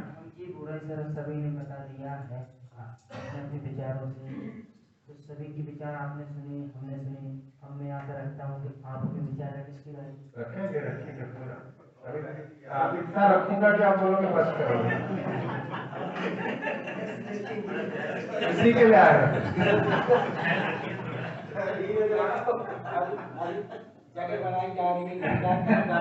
आप सुनने की जगह पे आप आ गए, बाकी लोग भी आ जाएंगे धीरे धीरे। वो कहते हैं नहीं, ज्यादा बोलने वाला व्यक्ति ना फंस जाता है। तो अभी क्या है, जो भाई साहब है वो अभी हम लोग अंदर क्या क्या बता, आपको फंसा रहा हूँ। अभी मतलब ऑपरेशन थिएटर चल रहा है यहाँ पर, ऑपरेशन थिएटर है, अभी कल के बाद में जो होगा ना तो चीजें निकल के आएंगी। देखिए पहले हम शिविर शुरू करते थे ना, पहले दिन से मैं ही बोलना शुरू करता था, और बीच में सब लोग बोलना चाहते होते थे, मैं उनको रोक के मैं ही बोलता रहता था। तो अब मैंने दूसरी प्रक्रिया अपनाई है, पहले आप लोग बोलिए, यही सब मुद्दों पे मैं नहीं रखूंगा, पर आपके पास जो आपने रखी थी है ना, अब आपको ये भी दिख गया कि आप कहाँ खड़े हैं, उसमें वो पूरा पड़ रहा है अधूरा पड़ रहा है, आप भी जानते हैं। ठीक है, जब मैं बात रखूंगा उसकी कुछ उपयोगिता लगेगी तो आप खट से ले लोगे उसको, है ना। तो आप भी अपने विचारों के दृष्टा हो गए हैं इस वक्त, आप भी अपने विचारों को पहचान पा रहे हैं, आप कहाँ खड़े हैं आपको पता चल रहा है व्यक्तियों से। इसकी उपयोगिता इस एक्सरसाइज की यही है। थोड़ा धैर्य तो चाहिए होता है, क्योंकि हम इतने ऐसी मानसिकता पे हो गए हैं दूसरे को सुनना ही नहीं चाहते। ये हमारा सामाजिक अभ्यास है, हमारे को कष्ट होता है सुनने, होता है कि नहीं होता? सच बताइए, अभी सुबह से हम बैठे सुन रहे हैं, बड़ा मुश्किल हो रही है सुनने में। अब चाहते हैं साथ में जिए और सुने ना एक दूसरे को। परिवारों में यही तो समस्या क्या है, पति पत्नी को नहीं सुन रहा, पत्नी पति को नहीं सुन रहे, बेटे को या बेटी को माँ बाप नहीं सुन रहे, माँ बाप को बेटा बेटी नहीं सुन रहे, भाई बहन एक दूसरे को नहीं सुन रहे। यही तो सबसे बड़ी समस्या है, क्योंकि हमें सुनना ही नहीं आता। वाक्य बोलना शुरू करते हैं, पहले 2 शब्द पे आंसर देना शुरू कर देते, क्योंकि पूरा सुनना ही नहीं आता। क्या कहना चाह रहा है, क्यों कह रहा है, ये हमको पता ही नहीं, उसका कॉन्टेक्स्ट क्या है, उसका संदर्भ क्या है, हमें पता ही नहीं। बोलना आता है हमें बहुत सारा, यही सीखा है, परंपरा ने नहीं सिखाया। बोलना भी आधा कच्चा पक्का है, वो भी ठीक से नहीं बोल पाते। अभी अवसर है ना सबके सामने, ठीक से बोलो, अच्छे से बताओ चीज के मुद्दे में। तो हमारा जो मानसिक पक्ष है, अभी इसके अंदर चीजें सुव्यवस्थित नहीं है। सब ना जैसे पतंग उड़ाते हैं और वो जो धागा होता है वो उलझ जाता है ना, वैसे हमारे विचार उलझे हुए हैं। ये पूछते हैं, ये 5-7 चीजें इधर से और घुस जाती है, कभी ये बोल रहे हैं, कभी वो बोल रहे हैं, कभी ऐसा। स्पष्टता नहीं मानसिक, है ना, ये हमारी समस्या है। ये जो मानसिक अस्पष्टता है, यही हमारी समस्या है। इसलिए हम अपनी बात को ठीक से रख भी नहीं पाते, दूसरा सामने वाला हमारी बात को सुनना भी नहीं चाहता, और सुनना चाहता भी हो हम रख ही नहीं पा रहे तो वो समझ नहीं पाता। रोज में साथ में जीना, साथ में चलना है, मिलके काम करना है, ये हमारी विवशता है। अकेले में कोई जीना होता नहीं। लोग सोचते हैं अकेला, अकेला शब्द होता है केवल, सच्चाई अकेले रूप में कुछ होती नहीं। अकेलेपन का कोई उदाहरण दीजिएगा, नहीं कोई बताइए, अकेला कुछ अकेला होता हो तो बताएं, सोचिए जरा अच्छे से, अच्छे मन से बताएं। आजकल अकेले मोबाइल देखा जाता है। बढ़िया, अच्छा उदाहरण है। मोबाइल में किसको देख रहे हैं? किसी अपरिचित व्यक्ति को देख रहे हैं ना, अकेले काम है। मानव का मन मानव के साथ ही रखता है, परिचितों को झेल नहीं पाता है, अपरिचितों के साथ लगाता है। बहुत सामान्य सी बात। जिनके साथ जीना है, रोज उठना बैठना खाना पीना, उनको तो झेल नहीं पाते, तो मन कहाँ लगाते हैं? जिनसे कोई लेना देना। ये हमारी स्थिति बनी। अकेला कुछ होता नहीं, कोरी कल्पना, केवल साथ होता है। ध्यान केंद्र में भी नहीं अकेले। बताइए आप पाए हो, कोई पाया हो उसको बता दें अकेलेपन को। जन्म भी साथ में होता है, मरना भी साथ में ही होता है। अपनों के बीच में ही मरते हैं, अपने ले जाके दफनाते हैं, जलाते हैं, कुछ करते हैं, और बीच में तो अपनों के बीच में ही रहते हैं। तो जन्म लेना, जीना और मरना ये साथ में ही है, अकेला कुछ होता नहीं। ये तो है सच्चाई।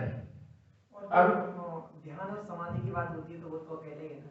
जो पाया हो उससे बात करेंगे ना, आप वो ध्यान में या समाधि में, या आप साथ में जी रहे हो?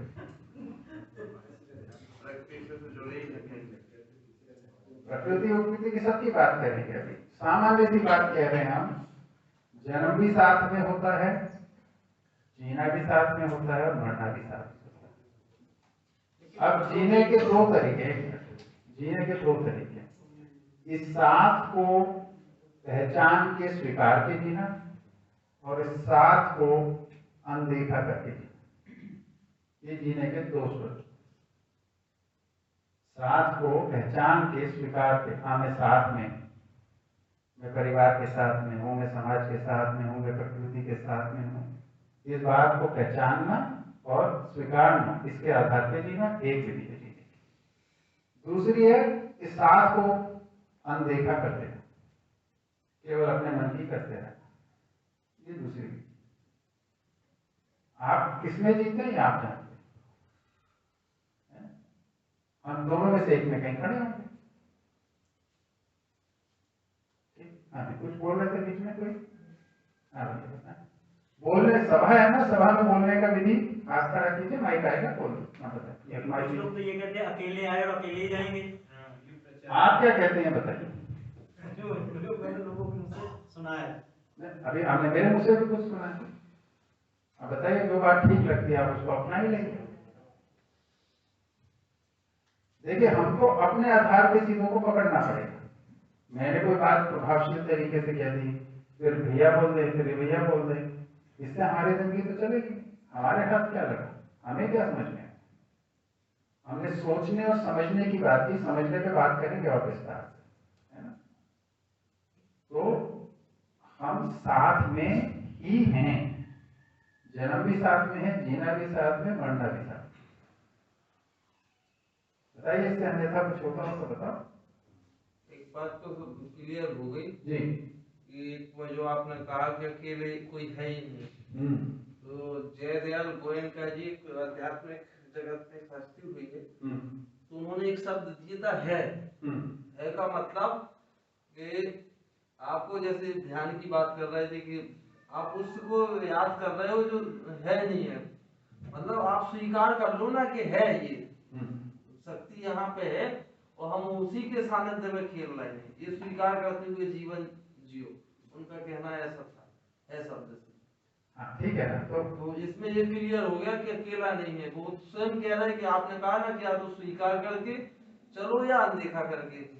पर मैं किस बात की बात कर रहा हूँ, देखिए इसमें मजेदार बात यह है, देखने वाला कौन है? आप ही है ना, मैं हूं ना देखने वाला। जैसे मेरे को दिखता है मैं हूं और आप भी हो और आप भी और आप भी हो, हम साथ में हैं। इस बात को पहचानना और इसको स्वीकारना। मैं अकेला मनुष्य नहीं हूं इस धरती पे। आप किसी परिवार में ही होंगे, आप समाज में ही हैं, आप प्रकृति में ही हैं, इतनी सारी चीजें हमारे साथ में, इन सब के साथ में मैं हूं। इस बात को पहचानना और स्वीकारने की जरूरत है। उसी है शब्द से यही तो वो कहना चाह रहे हैं। मरने के बारे में कल एक से बात करिए, देखिए वो क्या कहना चाह रहे थे वो उनसे बात कीजिए, मैं क्या कहना चाह रहा हूँ मैं इसको स्पष्ट कर, ठीक है। अब कोई क्या बोला है, हमारी शंका का समाधान हो गया ना आपकी। आपने जो भी जोड़ लिया वो आपका अधिकार है। देखिए मैं उसमें नहीं बोल रहा, मैं तो बोल रहा हूँ मैं क्या बोल रहा हूँ उसको फिर से स्पष्ट कर रहा हूँ। हम सब साथ में हैं। कौन सब? सब मानव, सब जीव जंतु, सब पेड़ पौधे, सब खनिज पदार्थ, सब ग्रह गोल, ये सब साथ में है। कोई भी चीज अकेली नहीं। अकेले नाम केवल अकेलापन जो है केवल कल्पना है, कोई सच्चाई नहीं। इसका एक भी उदाहरण नहीं। तो पहली बात इधर जो समझने की है, गांठ बांधने की है, वो यही है सब कुछ साथ साथ में। अब जीने के दो तरीके हैं, इस साथ को पहचान के स्वीकार के जीना, दूसरा है इस साथ को पहचाने बिना अनदेखा कर देना और जीने का प्रयास करना। अभी दूसरा वाला प्रयास ज्यादा प्रचलित है, हर कोई अकेले अकेले जीने का प्रयास करता है। उसका जो भी परिणाम होगा आप हम सबके सामने हैं। जी भैया बताइए, कुछ पूछ रहे थे। जो मृत्यु को लेकर के है कि जब व्यक्ति मरता है वो तो अकेले मरता है ना? क्यों? साथ में मरता है, साथ में जब जलाते हैं दफनाते हैं, अकेला कौन मरता है? देखिए उसके बाद चला जाना है, यानी जो व्यक्ति मृत होने का क्या मतलब है? मतलब अब वो मानव रूप में काम नहीं कर रहा है। शरीर कितने लोग मानव रूप में काम नहीं करेंगे उस समय? सपोज मेरी मृत्यु हुई तो हम मानव के संदर्भ में बात कर रहे हैं, मानव रूप में ही बात कर रहे हैं। मानव की अगर बात है, मानव में सपोज जो भी मानव है वो मृत हो, कितने लोग मृत को मानव कहते हैं? आत्मा को बोलते हैं। तो अभी आत्मा परमात्मा इस सब की बात भी करेंगे, आगे करेंगे। हम केवल मानव के संदर्भ में बात करें। मानव के संदर्भ में बस इतना ही चीज मैं जानना चाहता हूँ, जो आपने बोला कि केवल मतलब एक समूह के तरीके है। देखिए जो हमारा जीना है मानव रूप में ही हमारा जन्म है, ठीक है, मानव रूप में ही हम जी रहे हैं। जब मरते हैं जिस दिन तब तक मानव रहते हैं, मर जाते हैं तो मिट्टी हो जाती है, शरीर मिट्टी हो जाता है। ठीक, इतना अभी जितना हम देख पा रहे हैं प्रत्यक्ष रूप में उतना बोल रहे हैं। इसके अलावा बहुत सारे सिद्धांत आते हैं। कोई सिद्धांत बोलता है कि मरने के बाद एक आत्मा होती है ना, कोई परमात्मा होता है। इन सब की बात इस शिविर में हम करेंगे, सब करेंगे, विस्तार से करेंगे। अभी जो मौलिक मुद्दा है, जो हम रोजमर्रा जीने की बात में अकेले आए थे अकेले जाएंगे, ये बात सुनते आए, कोई बोल भी रहता है ना, मैं उसके ऊपर कमेंट कर रहा हूँ कि अकेलापन का कोई उदाहरण नहीं जीते हुए। ड्यूरिंग अलाइवनेस नहीं है ना, उसके बाद का किसी के पास कोई प्रमाण नहीं है।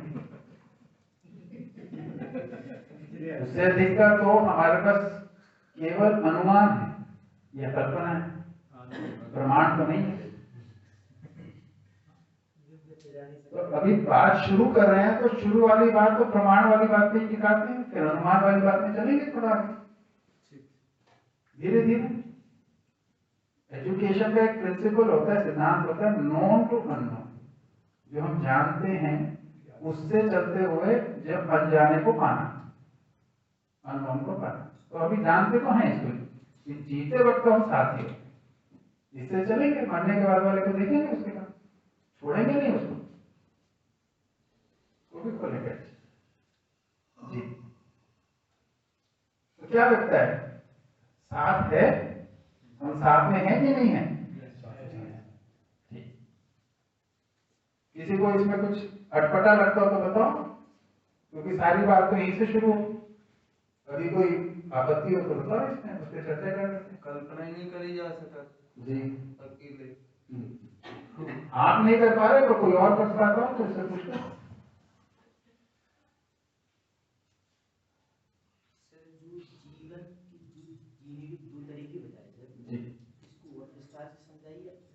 हाँ, अभी विस्तार में तो आऊंगा पूरा, पर मोर 2 लाइन में तो इतना ही है कि हम साथ में हैं, इस बात को पहचान लेना और स्वीकार लेना। मान लिया साथ में, हाँ, लेकिन जानकर के जीना मतलब अब ये साथ का अर्थ क्या है, इसमें करना क्या है, इसका प्रयोजन क्या है, उद्देश्य क्या है, इससे पाना क्या है, इसका परिणाम क्या आएगा, ये सब इसका विस्तार हो जाएगा सब। जानकर जीना, हाँ, मतलब साथ को हम मानते ही नहीं कुछ। आज माता पिता के पास है, उनसे जो फायदा वो ले लिया, और दोस्तों के साथ है, उनसे जो फायदा वो ले लिया, फिर उनको छोड़ दिया, आगे बढ़ गए। मित्रों के साथ है, तब जिनसे जब तक फायदा है तब तक चले, तो जब तक मेरे लिए कोई अनुकूल है तब तक उसके साथ रहते हैं, जब वो प्रतिकूल हुआ या कि मेरे लिए अनुकूल नहीं रहा, मैं आगे बढ़ जाता हूँ। वो आप तय करो, यहाँ पे कोई उद्देश्य नहीं, हम आपको केवल विश्लेषण बताएंगे कि एक तरीका ये है और एक ये तरीका है, इसमें जो सही लगेगा आप उसको अपनाओगे। आपको क्या लगता है दोनों में से आप कौन से जीवन जीना अपनाते हैं? मैं तो साथ वाले को ही, साथ को पहचान के तभी उसकी बात कर रहा हूँ। तो आपको फर्स्ट वाला लगा सही? मैं तो वही उचित लगता है, और मैं तो ना समझ में ज्यादा समझ रहा हूँ, आप बेहतर सोच सकते हैं। वाली कोई कहानी नहीं है, क्योंकि ये क्लियर है। देखिए मैं क्या करता हूँ वो मैं अपनी समझ के आधार पे करता हूँ, आप भी वही करोगे जो आपको समझ में आएगा, और समझ में नहीं आएगा तो आप कभी एक जगह जाओगे, कभी दूसरी जगह, कभी तीसरी जगह, जिसको आप खिचड़ी कहते हैं। समझ के अभाव में ही खिचड़ी पकती है। सब कुछ समझ में आया, चलो खिचड़ी बना लो। और समझ में आ गया तो फिर आप स्थिर हो जाते हैं उसमें, फिर परिस्थिति से आप जूझ लेते हो और अपना रास्ता निकाल लेते हो। तो इसलिए समझना बहुत इंपॉर्टेंट है। समझने को भी महत्व नहीं दिया, मानव जाति ने समझने को अभी तक ठीक से महत्व नहीं दिया। परंपरा ने मतलब याद करने को महत्व जरूर दिया, लेकिन समझने को महत्व नहीं दिया। हर मानव समझने के अधिकार के साथ जन्म लेता है, हर मानव समझ सकता है, समझ के ही वो सुखपूर्वक जीता है। ना समझी में वो सुख नहीं पा सकता। तो इधर मानव को हमने नाम दिया ज्ञानावस्था। ज्ञान का मतलब समझ से होता है, तो ऐसी अवस्था जो समझदारी से संपन्न होती है उसको बोला ज्ञान अवस्था।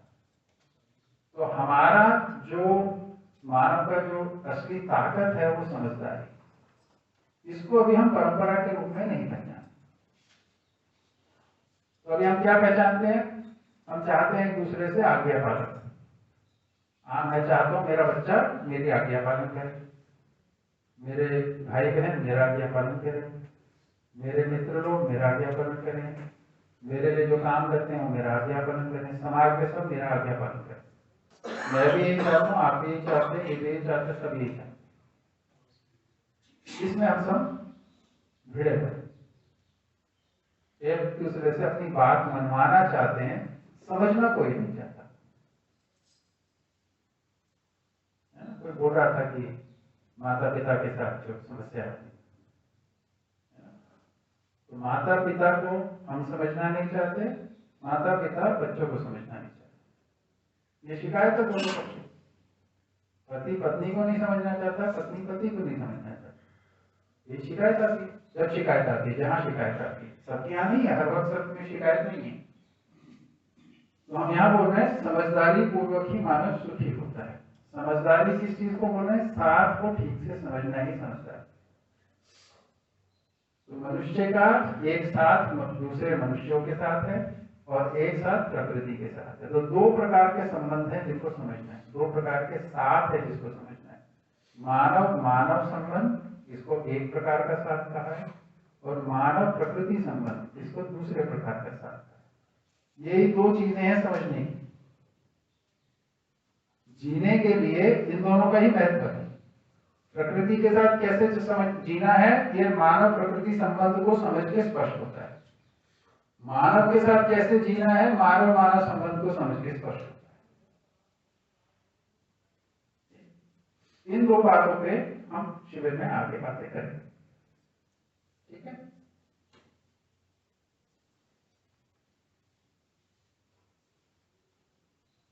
और समझने से संबंधित एक और बात मैं यहाँ पे रखूंगा कि समझने की क्रिया अस्तित्व में है।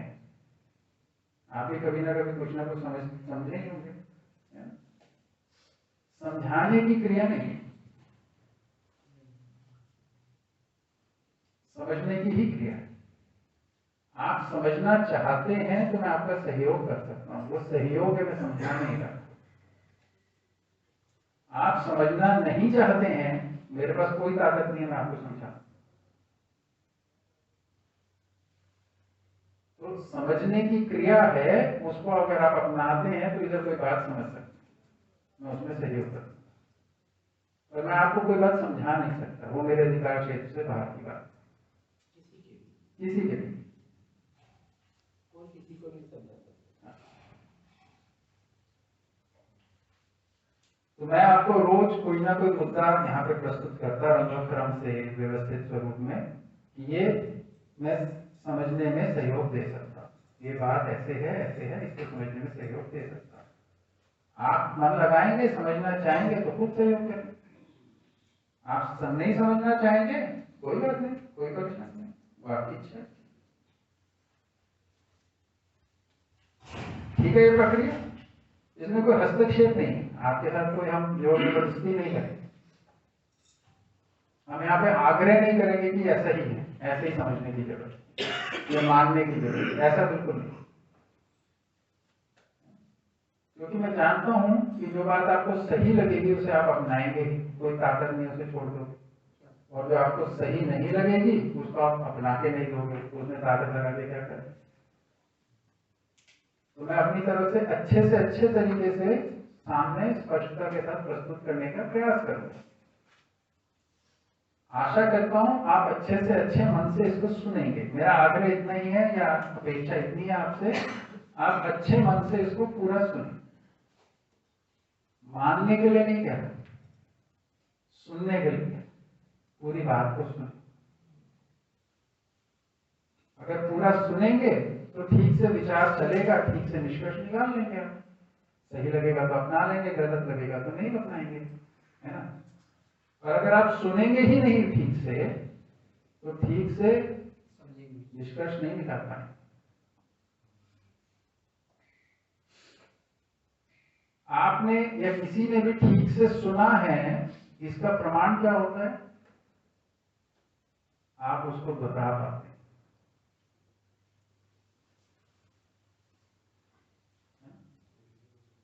जैसे बच्चों को हम बोलते हैं ना गिनती दोहराओ, उनको बोलते हैं 1 2 3 4 5 6, वो बोलते हैं 1 2 3 4, इन्होंने ठीक से सुन लिया। इस सुनने का प्रमाण ये है कि वो दोहरा पाता है। तो बीच बीच में अगर आप प्रश्न पूछेंगे और मेरे को लगेगा अभी आपने ठीक से सुना नहीं है, तो मैं कभी कभी पूछूंगा मैंने क्या बोला था, जरा दोहरा दीजिए, है ना। ये एक शिक्षा की विधि है, ठीक है, ये चलेगा, इसमें कोई बुरा मानने की बात नहीं है। मैं बस इतना ही ध्यान आकर्षण करा रहा हूँ कि ठीक से पूरा सुन लीजिए, फिर आप पूरे नहीं, मेरे को याद नहीं, आप फिर से बता दीजिए। मैं दोबारा बताऊंगा, 2 बार 4 बार 5 बार जितनी बार दोबारा बताना बताऊंगा। पर अपेक्षा रखता हूँ आप अच्छे मन से सुने, ये अपेक्षा रखना ठीक रहेगा आपके? ठीक है। तो समझने की जो प्रक्रिया है, इसके लिए मानव ने एक आयाम को पहचाना है, शिक्षा का आयाम। शिक्षा में समझना होता है। आप भी स्कूल में गए होंगे, कॉलेज में गए होंगे, परिवार में, समाज में विभिन्न आयामों से शिक्षा होती है ना? तो बताइए शिक्षा का अर्थ क्या है, शिक्षा का महत्व क्या है, अर्थ क्या है और महत्व क्या है? इस पर थोड़ी सी चर्चा हो जाए आप लोगों से, फिर आगे बढ़ाते हैं। शिक्षा किसे कहते हैं, क्या महत्व है उसका? महत्वपूर्ण मुद्दा है कि नहीं है शिक्षा? जी, सोचिए इस पे। देखिए एक बात मैं आपका ध्यान आकर्षण करा दूं, मानव की मानसिकता में जिस चीज पे ध्यान पूर्वक हमने विचार करके निष्कर्ष नहीं निकाला, जिस पे हमने विचार पूर्वक ध्यान देके निष्कर्ष निकाला, वो तो हमें स्थिर हो जाता है। और जिस पे हमने ध्यान देके निष्कर्ष नहीं निकाला है, वो हमारे में स्थिर नहीं होता, वहां पे कुछ भी आके बैठ जाता है। कभी फोन वाली बात आके बैठ जाएगी, कभी किताब की बात आ जाएगी, कभी किसी नेता की बात आ जाएगी, कभी किसी अभिनेता की बात।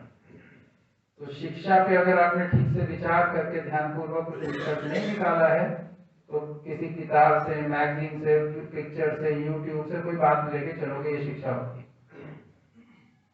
और वो परिस्थिति के हद बदलता रहेगा, वो खिचड़ी पक जाएगी, कोई निष्कर्ष नहीं निकलेगा। तो इन सब मुद्दों पे हमें अच्छे से व्यवस्थित रूप से विचार करके निष्कर्षों पे आने की जरूरत है, नहीं तो खिचड़ी पकेगी। जी हाँ जी, आयाम, एस्पेक्ट,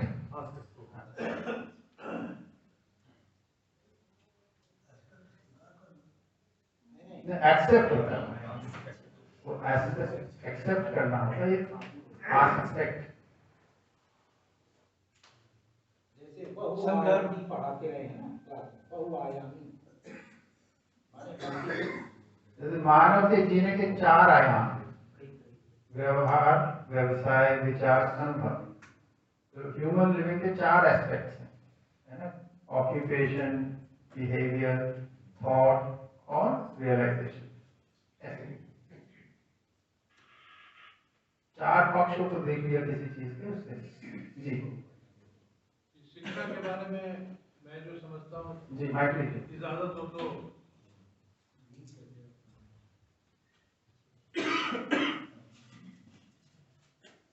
ज्ञान 2 तरीके से मिल सकता है। या तो अपने अनुभव से, मैं कुछ करूं और मुझे कुछ अनुभव हो और मैं ज्ञान करूं। दूसरा है ज्ञान किसी और जगह हो, किसी व्यक्ति के पास, किसी पुस्तक में, किसी इलेक्ट्रॉनिक मीडिया पे। उस ज्ञान को अगर मैं अध्ययन के माध्यम से प्राप्त करूं तो वो शिक्षा है।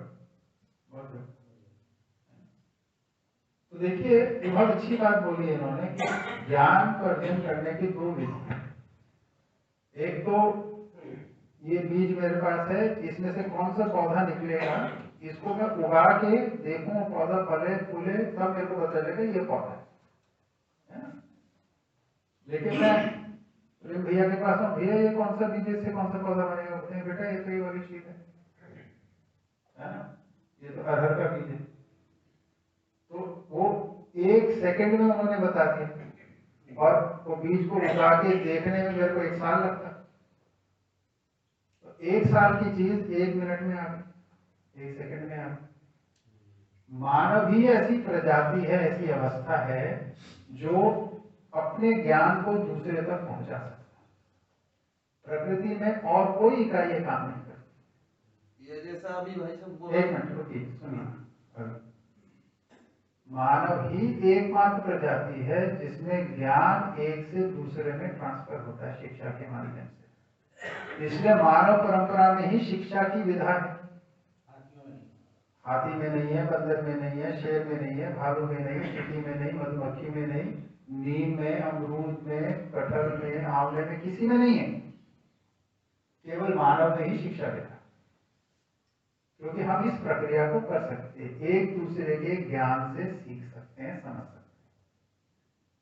और ये मजेदार बात क्या है, ये साथ की ही प्रक्रिया है।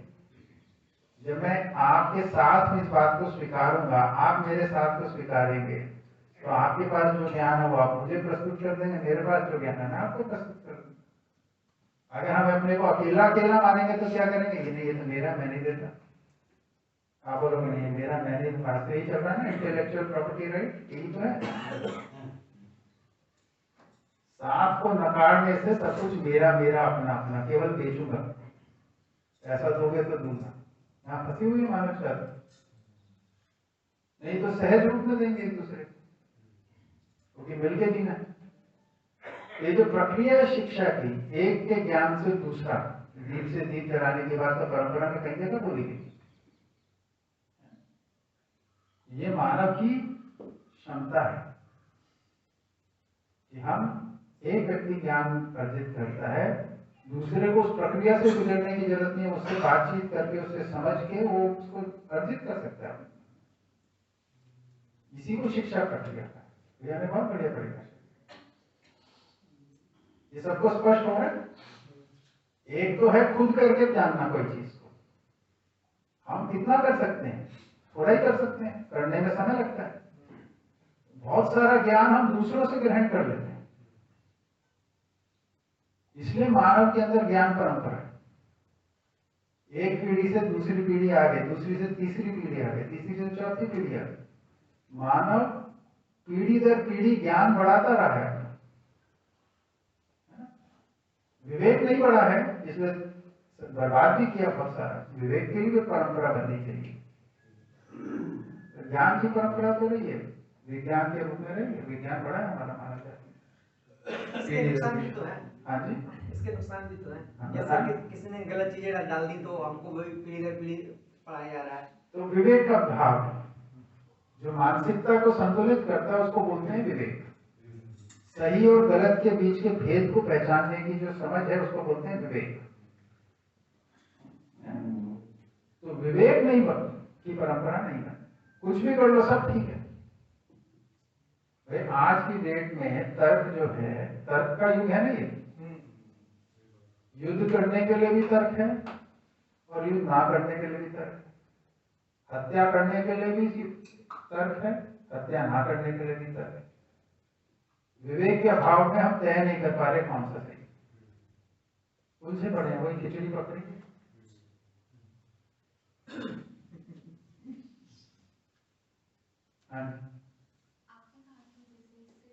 माइक लीजिए, माइक।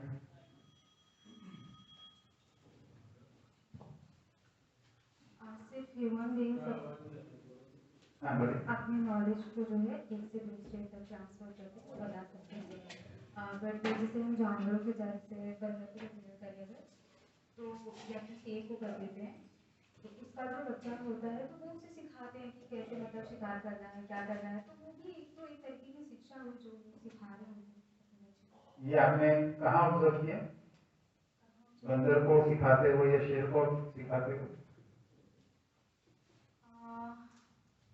जैसे कि ऐसे तो नहीं ऑब्जर्व किया, ऐसे पढ़ा है मैंने। कहाँ पढ़ा? बुक्स में। कौन सी बुक में? बुक का नाम नहीं याद है तो। ये जो है कथा कहानियों में है, कथाओं में है, कहानियों में, जनरल बुक में आ जाएगा, ठीक है। इस प्रकार की कथा कहानियों में आता है। मतलब आप ये कहना चाह रहे हैं कि सिखाते नहीं है, बच्चों को देख के ऑब्जर्व करके। आप किसी ऐसा करके देखिए, हमारे घर हमारे साथ संयोगवश हो गया, मैं बताता हूँ कहानी आपको छोटी सी। हम लोग देहरादून में रहते थे, हमारे 2 बेटियां उस वक्त छोटी थी, एक 10 साल की थी, एक 12 साल की थी। हमारे पड़ोस की छत पे एक बिल्ली का बच्चा 1 दिन या 2 दिन पुराना, वो रो रहा था। तो इनको लगा उसको बचाना, चल जाके उनकी छत से उठा के गया। 2-3 दिन का बच्चा होगा बिल्ली का। सर्दी के दिन थे, देहरादून में खूब सर्दी पड़ती है, तो उसको संभालना, रूई से दूध पिला रहे हैं, ये सब बच्चों को तो बड़ा मजा आता है इन चीजों में, करते रहे। धीरे धीरे हो गई बिल्ली, बड़ी हुई, छोटी से बड़ी हुई। फिर वो कुछ महीने की हुई तो घर से बाहर भी जाना शुरू कर दी, और वो तो हमारे बीच में पली बड़ी। जूते के डब्बे में उसका घर बना रखा था। वो गई बाहर, एक दिन हमारे लिए गिफ्ट लाई, एक चूहा मार के, तो हम लेके लाते फिर तुम भी ले लो। और हमने तो चूहा मारना नहीं सिखाया। ये तो मुझे जेनेटिक समझ की बात है। बिल्कुल, तो सीखने की बात कहाँ है? अभी और सुनिए, बिल्कुल सही कह रहे हैं, जेनेटिक है उसका वो समझ, है ना। अब वो बड़ी हुई, फिर एक दिन हुआ कि हम देख बैठे हुए थे, हमारे घर का हाथ बड़ी वो था, खुली जगह थी, उसमें हमने गमले लगाए हुए थे, उसमें सब्जियां लगाई, तो उसमें चिड़िया बहुत आती थी, कबूतर भी आते थे। एक दिन देखा उसने छलांग मारी, कबूतर को पकड़ लिया। ये नई चीज हो गई, और ये हमने नहीं सिखाया। हमने बोला इसमें ये परिवर्तन कैसे है, तो पता चला वो प्रेग्नेंट थी। प्रेगनेंसी के बाद उसकी कुछ और क्रियाएं शुरू हो गई जो पहले नहीं थी, ठीक है। फिर उसके बच्चे पैदा हुए, बच्चे पैदा हुए तो अब वो बच्चों के लिए कोई चीज लेकर आती थी खाने के लिए, चिड़िया आती, अधमरी चिड़िया दे देती थी, है ना, सिखा नहीं रही थी वो, बस वो हमको जैसे देती थी वैसे हम जिसको अपना मानते हैं उसको देते। तो सिखाने की क्रिया नहीं है ना, उसको अपने आप से इंस्टिंक्टिवली आता है, स्वाभाविक रूप में उसको आता है ना, उनको सीखने की जरूरत नहीं है। पर मनुष्य के बच्चे को देखो, अगर उसको खाना कैसे मुंह में डालना है ना सिखाया जाए, वो खाना खाना नहीं सीख पाता। नवजात शिशु को जितना ने भी देखा होगा, उसकी अगर देखभाल ना करें पहले दिन तो जिंदा नहीं है। अपनी मुंडी तो उठा नहीं पाता है 3-4 महीने। सबसे अविकसित जन्म लेता है मानव बच्चा शरीर के रूप में, क्योंकि जो सारी ऊर्जा होती है उसके मस्तिष्क के विकास के लिए चली गई होती है, ब्रेन डेवलपमेंट के लिए उसकी ऊर्जा गई होती है। उसका शरीर पहले साल में फिर विकसित होता है गर्भ से बाहर आने के।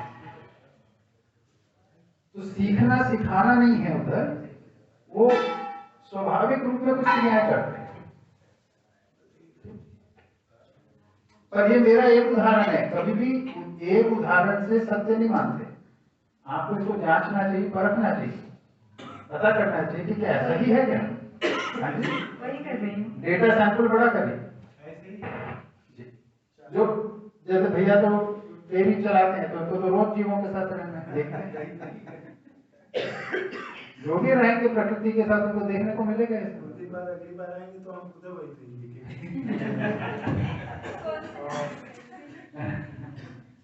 चाय का समय हो गया, चाय का हो गया, चलिए चाय पीते भैया। आपकी बात कर, मेरे को ध्यान में आप लोग बोल रहे थे, बीच में रुका उसको, विषय हो गया, हो गया, ठीक है। छोटे में एक गिलास है, अपने गिलास में चाय